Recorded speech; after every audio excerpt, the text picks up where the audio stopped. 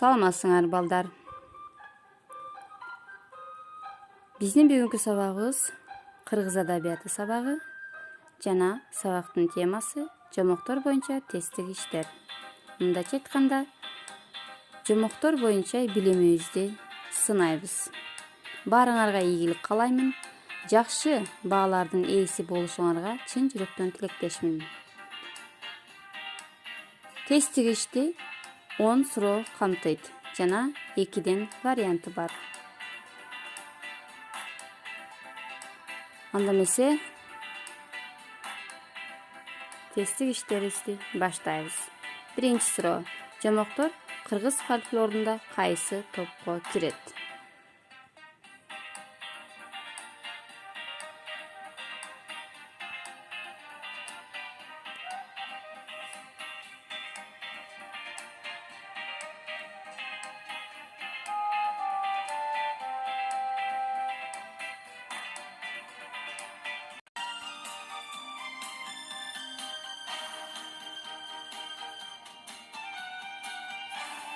Экинчи суроо: жомоктун кандай түрлөрү бар?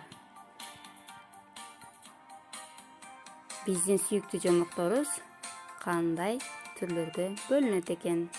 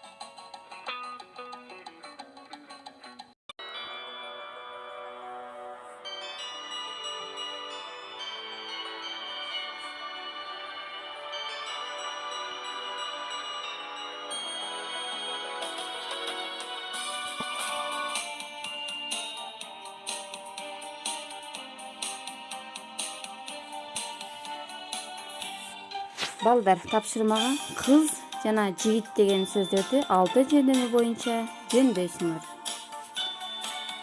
Балоо критерийлерин өзүңөр көрүп турасыңар.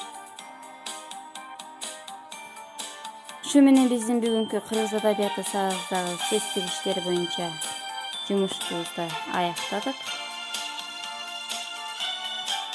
Ишиңерге ийгилик кылайм, ден соолукта болгула.